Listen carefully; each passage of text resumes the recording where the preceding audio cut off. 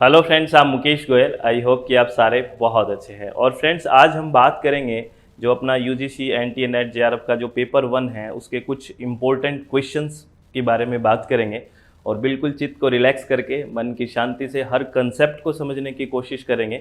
ध्यान रखना, कंसेप्ट बहुत ही ज़्यादा इंपॉर्टेंट होता है। प्लीज़ रिक्वेस्ट है मेरी कि आप चीज़ों को रटे ना, बस कंसेप्ट को समझने की पूरी कोशिश करेंगे, तभी ज़्यादा बेहतर रिजल्ट्स आएंगे, नहीं तो दिक्कत हो जाएगी फ्रेंड्स। ठीक है, प्ले स्टोर में अपनी ऐप है जिसका नाम है SWMG, success with Mukesh Goyal. SWMG के नाम से है। इसको आप इंस्टॉल करोगे। इंस्टॉल करने के बाद आपको ये इंटरफेस दिखेगा। इसमें आपका नाम, आपका फोन नंबर, आपका ईमेल आईडी और खुद का पासवर्ड आपको क्रिएट करना है। फिर रजिस्टर नाउ पे क्लिक करना है। उसके बाद आपको ये बटन दिखेंगे और कोर्स पे जाके आप पेपर 1 के लिए और पेपर 2 इन्वायरमेंट साइंस के लिए यहाँ पे ज्वाइन कर सकते हैं। पेपर 1 का डिटेल्ड कोर्स भी चल रहा है, जो 3 मंथ और 6 मंथ के लिए नेक्स्ट एग्जाम के लिए ज्वाइन करना चाहते हैं वो भी ज्वाइन कर सकते हैं। और पेपर 2 ईवीएस के लिए भी आप ज्वाइन कर सकते हैं 3 मंथ और 6 मंथ के लिए। ठीक है ना फ्रेंड्स। तो इसमें लाइव सेशन भी होते हैं। अगर आप लाइव सेशन नहीं ज्वाइन कर पाते हैं तो आप रिकॉर्डेड सेशन भी देख सकते हैं। ठीक है। और रेज हैंड का भी ऑप्शन है। आपको कोई डाउट्स होते हैं तो आप रेज हैंड करके कॉल पे आके आप सारी बातें कर सकते हैं। ठीक है। और नोट्स भी मिलेंगे पीडीएफ नोट्स में, और लेक्चर रिकॉर्डेड भी रहेंगे। जो आज मान लो लाइव क्लास हुई आपने नहीं देख पाए तो वो रिकॉर्ड रहेगी। तो अगर आप ज्वाइन करना चाहते हैं, अगर आप विलिंग हैं, नेक्स्ट एग्जाम के लिए ज्वाइन करना चाहते हैं, वो भी ज्वाइन कर सकते हैं। चलो फ्रेंड्स, हम बात करते हैं क्वेश्चंस के बारे में। और ये क्वेश्चन क्या कहता है फ्रेंड्स, देखिए, समझिए और सुनिए। ये क्वेश्चन कह रहा है, which of the following will make a student a good listener in the classroom. ये एक तरह से कम्युनिकेशन और टीचिंग एप्टीट्यूड से मिक्स करके क्वेश्चन बनाया हुआ है कि निम्नलिखित में से कौन सा छात्र कक्षा में एक अच्छा श्रोता बनेगा। कौन सा बनेगा? पहला कह रहा है एबिलिटी टू डिफ्लेक्ट अटेंशन, ध्यान आकर्षित करने की क्षमता। कईयों को अपनी प्रेजेंस शो करने का एक बहुत ही तगड़ा एक बीमारी होती है ना, वो प्रेजेंस शो कि मैं हूं ना यहाँ पे। ऐसा कोई ज़रूरी नहीं है। अगर किसी को ध्यान आकर्षित करने की क्षमता है, इसका मतलब वो अच्छा लिसनर है। कोई ज़रूरी नहीं है उसको बस अटेंशन के बारे में बस थोड़ा हो, ऐसा नहीं, ये नहीं कह सकते। ध्यान आकर्षित करने की क्षमता है, क्या है? आकर्षित तो कैसे ही कर सकता है, बार बार पानी पिया हूँ, ये कर रहा हूँ, वो कर रहा हूँ, वो नहीं। कंसंट्रेशन, एकाग्रता, ये बड़ा अच्छा पॉजिटिव शब्द है। एक तो जिसमें एकाग्रता होगी, कंसंट्रेशन होगी, वास्तव में एक बहुत ही अच्छा लिसनर है। वो वास्तव में बहुत ही ध्यान से और अच्छे से सुन रहा है, बहुत अच्छा श्रोता है। पहली बात तो ये बी हो गया। दूसरा है, एक सेकंड थर्ड ऑप्शन दिखा हुआ है, डिजायर टू अंडरस्टैंड, समझने की इच्छा। वास्तव में जिसको समझने की इच्छा है वही तो अच्छे से आपको सुनेगा। अब अभी भी आप कुछ लोग वीडियोस देख रहे हैं, ठीक है ना, कुछ हो सकता है आगे निकल जाए, कुछ स्किप कर देंगे, कुछ तेज करेंगे, कुछ उसको फ्रस्ट्रेशन है दिमाग में। लेकिन जिसको समझने की इच्छा है वो टाइम देगा, अच्छे से सुनेगा। तो जिसको समझने की इच्छा होता है वो गुड लिसनर होता है, इसमें कोई दोहराई की बात नहीं है। और सी कह रहा है इमोशनल आउटब्रस्ट होना, भावनात्मक प्रकोप, यानी कि आप इमोशनली स्ट्रांग नहीं हो तो भी दिक्कत है, तो आउटब्रस्ट होना अच्छी बात नहीं है, तो ये गुड लिसनर नहीं हो सकता। ठीक है ना। यानी कि भावनात्मक प्रकोप, आप में स्टेबिलिटी नहीं है, भावनात्मक इमोशन उससे लड़ आए, उससे झगड़ आए, फिर वही दिमाग में घूम रहा है या घूम रही है, तो ठीक नहीं है। ठीक है। तो ये है ह्यूमिलिटी, नो, नम्रता। हाँ बिल्कुल, आप में अगर नम्रता है, बिल्कुल अच्छे से आप विनम्र भाव से, ह्यूमिलिटी टू नो है, बिल्कुल अच्छे से नम्रता से आप किसी चीज़ को जानना चाहते हो, तो ये एक अच्छे लिसनर की निशानी है, इसमें कोई दिक्कत नहीं है। तो 3 ऑप्शन चूज करने हैं, बी, सी और E is the right answer. तो 4th option is the right answer. ठीक है। इग्नोरिंग द अदर साइड, दूसरे पक्ष को अनदेखा करना, this is not a good thing कि किसी पक्ष को अनदेखा करें। ठीक है। तो ये हम काट देंगे। तो राइट आंसर क्या आ गया? बी, सी और E is the right answer. Please ध्यान से समझना है, अच्छे से समझना है और चित्त को शांत रखते हुए हर एक कंसेप्ट को अच्छे से समझना है फ्रेंड्स। अगर हमने कंसेप्ट नहीं समझाना तो दिक्कत हो जाएगी, क्योंकि बिना कंसेप्ट के कुछ भी नहीं है। ठीक है। चलो आगे चलते हैं, नेक्स्ट क्वेश्चन के बारे में हम बात करते हैं फ्रेंड्स। नेक्स्ट क्वेश्चन क्या कहना है? नेक्स्ट क्वेश्चन कह रहा है, ये एलआर का क्वेश्चन है, लॉजिकल रीजनिंग का। ये कह रहा है, in the statement no dogs are reptiles which terms are distributed. कथन है कुत्ते सरीसृप नहीं होते, इसमें कौन सा पद वितरित है? तो यहाँ पे आपको ये डिस्ट्रीब्यूटेड और अनडिस्ट्रीब्यूटेड क्या चीज़ होती है, एक बार मैं एक टेबल में बता देता हूँ। वितरित और अवितरित क्या होता है, इसको ध्यान से उस टेबल को समझना, फिर इस क्वेश्चन का राइट आंसर आप कर पाओगे। क्या है देखना, इसमें क्या कहता है, ये टेबल को देखना ध्यान से।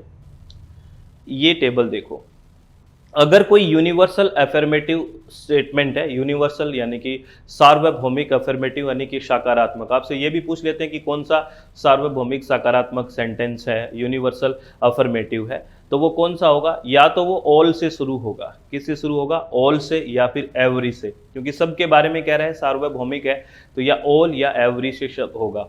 जो अगर कोई भी सेंटेंस, कोई भी अगर वाक्य है ऑल या एवरी से शुरू हो रहा है, तो जो उसमें सब्जेक्ट होगा वो डिस्ट्रीब्यूटेड होगा, याद रखना है। जो सब्जेक्ट होगा वो क्या होगा, डिस्ट्रीब्यूटेड होगा, और जो उसकी विशेषता होगी, प्रेडिकेट होगी, वो अनडिस्ट्रीब्यूटेड होगी। तो आप क्या कहोगे, जैसे मैं कहूँ कि ऑल मैन्स आर मॉर्टल, सारे व्यक्ति नश्वर है, तो ये universal affirmative, all man are mortal, ठीक है ना। तो अब इसमें कौन सा सब्जेक्ट है, ऑल मैन है ना, ठीक है, आर मॉर्टल, सारे व्यक्ति नश्वर है, या ऑल मैन आर इंटेलिजेंट, कुछ भी आप करके देख लो। तो इसमें सारे व्यक्ति की बात कर रहे हो, यूनिवर्सल की बात कर रहे हो, और इसमें जो सब्जेक्ट है ना वो डिस्ट्रीब्यूटेड होगा, यानी कि इसमें जो करता है, जैसे ऑल मैन, ये करता है ना मैन, तो ये डिस्ट्रीब्यूटेड टर्म है। लेकिन जो इसका प्रेडिकेट है, जैसे सारे इंटेलिजेंट होना, ये उसकी प्रेडिकेट है, ये एक अनडिस्ट्रीब्यूटेड अवितरित टर्म है, ठीक है। तो जो ऑल से शुरू होगा या एवरी से शुरू होगा, उसमें सब्जेक्ट होगा वो डिस्ट्रीब्यूटेड होगा, और प्रेडिकेट होगा वो अनडिस्ट्रीब्यूटेड होगा, इसको आप ध्यान रखें। इसी तरह के क्वेश्चन वो ऊपर वाला था, नो डॉग्स वाला। अगर कोई यूनिवर्सल नेगेटिव है, यूनिवर्सल नेगेटिव यानी कि नो से शुरू हो रहा है, जैसे अभी हमने ये क्वेश्चन देखा था कि नो डॉग्स आर रेप्टाइल्स, अगर नो से कोई शुरू हो रहा है तो उसमें दोनों टर्म, सब्जेक्ट और प्रेडिकेट, दोनों के दोनों टर्म होती है, वो डिस्ट्रीब्यूटेड होता है। यही क्वेश्चन का आंसर आ गया, देखना आप, ठीक है, जिसमें दोनों के दोनों चीज़ है, प्रेडिकेट भी और सब्जेक्ट दोनों के दोनों डिस्ट्रीब्यूटेड होते हैं। अगर कोई पर्टिकुलर अफर्मेटिव है, पर्टिकुलर अफर्मेटिव का मतलब विशेष, सामान्य विशेष होगा और सकारात्मक होगा, जिसमें सम से शुरू होगा और नोट नहीं होगा, तो उसमें क्या होगा, सब्जेक्ट और प्रेडिकेट दोनों के दोनों अनडिस्ट्रीब्यूटेड होंगे, अवितरित होंगे। जैसे मैं कहूँ कि सम मैन आर मॉर्टल, कुछ व्यक्ति नश्वर हैं, तो ये सम से शुरू हो गया, तो ये पर्टिकुलर अफर्मेटिव है, और इसमें दोनों के दोनों टर्म है, सब्जेक्ट भी है और प्रेडिकेट है, दोनों के दोनों अनडिस्ट्रीब्यूटेड है, ये ध्यान रखना है। एक है फिर last particular negative, particular negative में सम भी होगा और नोट भी होगा, तो जैसे सम मैन आर नॉट इंटेलिजेंट, तो इसमें जो सब्जेक्ट होगा वो तो होगा अनडिस्ट्रीब्यूटेड, और जो प्रेडिकेट होगा वो डिस्ट्रीब्यूटेड होगा, अवितरित और वितरित। इस तरह से इस टेबल को याद रखना है, ये बहुत इंपॉर्टेंट टेबल है, यहाँ से कोई ना कोई क्वेश्चन पूछा जाता है। तो ऑल से शुरू होना, नो से शुरू होना, सम से शुरू और सम नोट से, और कौन कौन सी पद वितरित होंगे, कौन से अवितरित होंगे, ये याद रख लेना, ठीक है। अब इस क्वेश्चन पे चलते हैं। वो क्वेश्चन किससे शुरू हो रहा है, नो से, no dogs are reptiles, no से शुरू हो रहा है, और जो आपने देखा है कि नो से शुरू होगा, देखो उसमें दोनों पद वितरित होंगे, डिस्ट्रीब्यूटेड डिस्ट्रीब्यूटेड, यानी कि सब्जेक्ट और प्रेडिकेट दोनों ही वितरित होंगे। तो इसका ऑप्शन क्या आएगा, both subject and predicate terms are distributed. यही पूछा ना कौन सा डिस्ट्रीब्यूटेड होगा, उद्देश्य और विधेय दोनों पद ही इसमें वितरित होंगे। समझ में आ गया, चलो बहुत बढ़िया, बहुत अच्छे से समझ में आ गया सर जी, चलो फिर बहुत बढ़िया है। ये क्या कहता है, ये क्वेश्चन कह रहा है, Which of the following activities are performed by the researcher in a ethnographic research? ये रिसर्च एप्टीट्यूड से क्वेश्चन है, कह रहा है निर्जातीय शोध में शोधकर्ता द्वारा निम्नलिखित में से कौन से कार्यकलाप किए जाते हैं। इथनोग्राफिक रिसर्च में कौन से कार्यकलाप किए जाते हैं, आपको पता है इथनोग्राफिक रिसर्च में एक रिसर्चर है, वो क्या है, अगर इनके कल्चर को जानना है तो वो रिसर्चर इनके बीच आके रहने लग जाता है, शोधकर्ता, और इनके कल्चर को जानता है। इस तरह की रिसर्च है वो इथनोग्राफिक है। तो इसमें जो इथनोग्राफिक रिसर्च है, ये कैसी रिसर्च है, क्वालिटेटिव हुई या क्वांटिटेटिव। हम किसी के कल्चर को जान रहे हैं तो ये क्वालिटेटिव होगी, क्या होगी, क्वालिटेटिव होगी, गुणात्मक होगी। और आपको पता है अगर गुणात्मक शोध है, क्वालिटेटिव है, तो उसमें जो इंटरव्यू होगा वो अनस्ट्रक्चर्ड होगा, किसी भी तरह का रिजिडिटी नहीं होगी। तो अब देखते हैं, पहला ऑप्शन कह रहा है कंडक्ट्स स्ट्रक्चर्ड इंटरव्यू, यहीं से काट दो, स्ट्रक्चर्ड इंटरव्यू नहीं होता, अनस्ट्रक्चर्ड इंटरव्यू होता है, क्योंकि संरचनाबद्ध साक्षात्कार है वो तो क्वांटिटेटिव में होता है, जबकि हमारे पास क्वालिटेटिव है। तो ऑप्शन 1 कट गया, ठीक है। ऑप्शन बी कह रहे हैं gets emerged in a social setting for an extended period of time, शोधकर्ता काफी लंबी समय अवधि तक सामाजिक व्यवस्था को अंगीकार कर लेता है, इस बात में कोई दोराय नहीं है। शोधकर्ता उनके बीच आके रहता है और उनकी सामाजिक जो भी व्यवस्था होता है उसको स्वीकार कर लेता है और उनके बीच रहने लग जाता है। तो ये बिल्कुल सही है, बी ऑप्शन सही है। और उसके बाद देखते हैं listens to and engage in conversation, शोधकर्ता वार्तालाप का श्रवण करता है, सुनता है और उनकी वार्तालाप उनके साथ कन्वर्सेशन या वार्तालाप करता है, ये भी ठीक है। इनको सुनता है और उनके बीच रह के वार्तालाप करता है, तो बी और सी दोनों ठीक है। डी कह रहा है tries to educate people about the harms of sub evil practices, शोधकर्ता लोगों को कुछ कुप्रथाओं के बारे में जानकारी देता है, कुप्रथाओं के बारे में वो कुछ जानकारी नहीं देते हैं। तो इसमें राइट आंसर बी और सी हो गया। और ऑप्शन कौन सा है हमारे पास, बी और सी का fourth option is the right answer. ठीक है फ्रेंड्स, समझ में आई बात, आ गई क्या? चलो बहुत बढ़िया, बहुत ध्यान से सुन रहे हो आप, बहुत बढ़िया। सर आपको पता लग रहा है क्या? बिल्कुल ध्यान रखता है, मेरे भी अंदर भी तो फीलिंग है। ठीक है, what holds a planet's atmosphere close to its surface, किसी ग्रह के वायुमंडल को उसकी सतह के करीब क्या रखता है? जो भी प्लेनेट है ना, वो प्लैनेट्स एटमॉस्फेयर, आपको पता है जो हम एटमॉस्फेयर की स्ट्रक्चर पढ़ते हैं, यहाँ पे ट्रोपोस्फेयर, स्ट्रेटोस्फेयर, मेजोस्फेयर, आयनोस्फेयर और एक्सोस्फेयर, यानी कि क्षोभ मंडल, समताप मंडल, मध्य मंडल, आयन मंडल और बहिर्मंडल। तो ज़्यादातर जो आपको पता है, ज़्यादातर जो एटमॉस्फेयर में एयर है, एयर की डेंसिटी यहाँ पे बहुत ज़्यादा हो जाती है और ऊपर तो बहुत कम होती है। तो ये किसकी वजह से यहाँ पे पकड़ के रखा जाता है, या क्या है ऐसी चीज़ जो यहीं तक होल्ड करके रखती है? वो है ग्रेविटेशनल फोर्स, गुरुत्वाकर्षण बल। उसकी वजह से ये प्लैनेट्स के एकदम क्लोज रहती है गुरुत्वाकर्षण की वजह से। ठीक है, ये बात आपको समझ में आई? चलो बहुत बढ़िया, बहुत शानदार, अति उत्तम। ठीक है, अब ये क्वेश्चन देखिए, पीपल डेवलपमेंट इन्वायरमेंट से है ये भी। विच of the following exhibit biomagnification, निम्नलिखित में से कौन सा जैव आवर्धन प्रदर्शित करता है? बायोमैग्निफिकेशन, बायोमैग्निफिकेशन और बायो एक्यूमुलेशन दो चीज पढ़ते हैं। एक बायो एक्यूमुलेशन होता है विद इन किसी जीव के अंदर ही इकट्ठा हो जाना, और बायोमैग्निफिकेशन होता है फूड चेन में आ जाना, किसी टॉक्सिक सब्सटेंस का, किसी विषैले पदार्थ का खाद्य श्रृंखला में आ जाना। तो इसमें ऐसे कौन कौन से पदार्थ हैं जो खाद्य श्रृंखला में आ जाएगा? एक तो मरकरी है ना, और एक डीडीटी, ये दोनों के दोनों हैं वो बायोमैग्निफिकेशन में है, और इसलिए इसका राइट आंसर हो जाएगा बोथ बी एंड सी। ठीक है, ये इसका राइट आंसर हो जाएगा। मरकरी, Hg, पारा, आपको पता है एक ऐसी धातु है जो लिक्विड अवस्था में होती है, और आपको पता है इसकी वजह से कौन सी बीमारी होती है? मीना माटा मरकरी, याद आया कुछ? और डीडीटी एक कीटनाशक। तो ये दोनों बायोमैग्निफिकेशन के उदाहरण हैं। ठीक है, तो राइट आंसर डी हो गया। आगे चलते हैं, ये भी पीपल डेवलपमेंट इन्वायरमेंट का क्वेश्चन है। ये कह रहा है which of the following statements about the volatile organic compounds VOC are correct, वाष्पशील कार्बनिक यौगिक के बारे में निम्नलिखित में से कौन सा कथन सही है? वाष्पशील कौन से होते हैं? जो अनस्टेबल होते हैं, वोलेटाइल ऑर्गेनिक कंपाउंड्स होते हैं, उसके बारे में कौन कौन सी बात ठीक है, ये पूछा है। तो पहला ऑप्शन कह रहा है कि दे कोज एसिड रेन, वे अम्लीय वर्षा का कारण बनते हैं। आपको पता है अम्लीय वर्षा के अंदर ऑर्गेनिक कंपाउंड नहीं होते, वोलेटाइल ऑर्गेनिक कंपाउंड। अम्लीय वर्षा तो आपको पता है किसकी वजह से होती है? SO2 और NO2 की वजह से होती है, जो पानी से क्रिया करके H2SO4 और HNO3 बना लेती है। तो ये तो नहीं होगा। ठीक है, और दो ऑप्शन चूज कर ले, एक कट ही गया तो सीधी सी बात है सेकंड और थर्ड आ गया, अगर आप ऑप्शन से ही जाओ तो, क्योंकि इसमें भी फर्स्ट है, इसमें भी फर्स्ट है, इसमें भी फर्स्ट है, ये काट दिया। दे मे कॉज कैंसर, इनकी वजह से कैंसर हो सकता है, बिल्कुल हो सकता है, वोलेटाइल ऑर्गेनिक कंपाउंड्स की वजह से। जो स्प्रे वगैरह ज़्यादा यूज़ मुझे लगता है नहीं करना चाहिए, क्योंकि VOC वगैरह हो सकता है। और थर्ड है they play an important role in the formation of photochemical smoke, इनकी वजह से फोटोकेमिकल स्मोक बनता है, ये भी बिल्कुल सही है। तो बी और सी यानी कि सेकंड और थर्ड है वो राइट आंसर, तो सेकंड ऑप्शन हो गया। चलो आगे चलते हैं, नेक्स्ट क्वेश्चन क्या कह रहा है इसकी भी सुन लो। ये कह रहा है कि which is the characteristics of formative evaluation, निम्नलिखित में से कौन सी निर्माणात्मक मूल्यांकन की विशेषता है?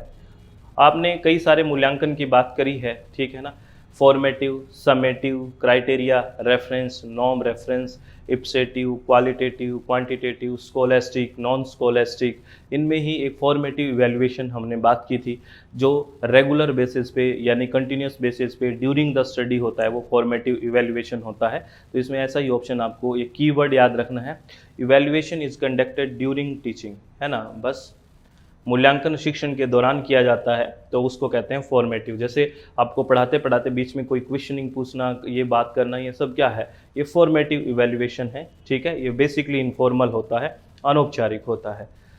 ये क्वेश्चन की बात करें तो ये हायर एजुकेशन का है। कह रहा है कि identity the non conventional learning programs, गैर पारंपरिक शिक्षण प्रोग्राम की को पहचाने, एक तरह से ये पूछा है। तो गैर पारंपरिक नॉन कन्वेंशनल जो सामान्यतः हम करते हुए नहीं आ रहे, परंपरा में नहीं है, तो ऐसे कौन सा है? एक तो जिरंटोलॉजी है, वृद्धावस्था के बारे में अध्ययन करना, ये एक तो ये हो गया, एक तो ये नॉन कन्वेंशनल है।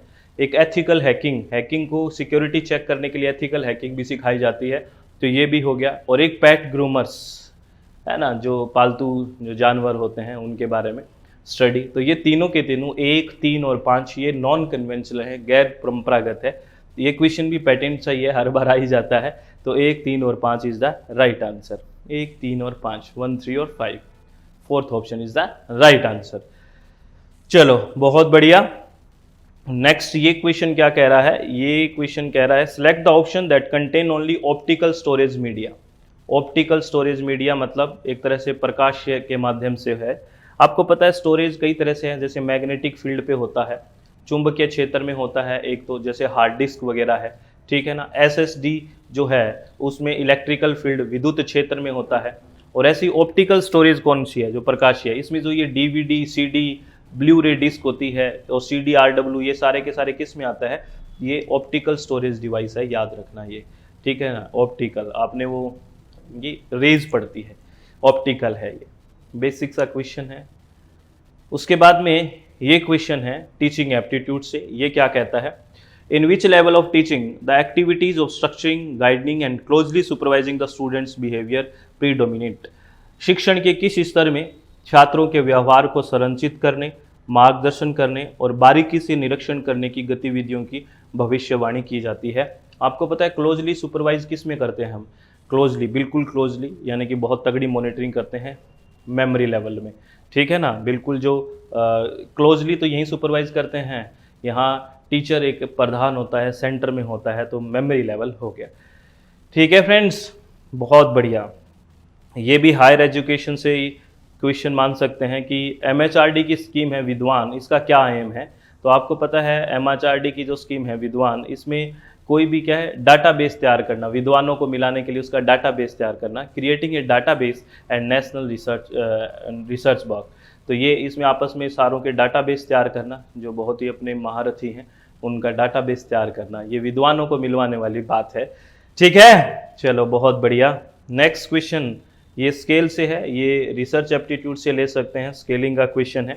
इसमें पूछा है कि नॉमिनल, ऑर्डिनल, इंटरवल और रेशियो, एक पढ़ते हैं ना हम, आपको याद है नॉमिनल है ना, ऑर्डिनल, इंटरवल और रेशियो ऐसे पढ़ते हैं।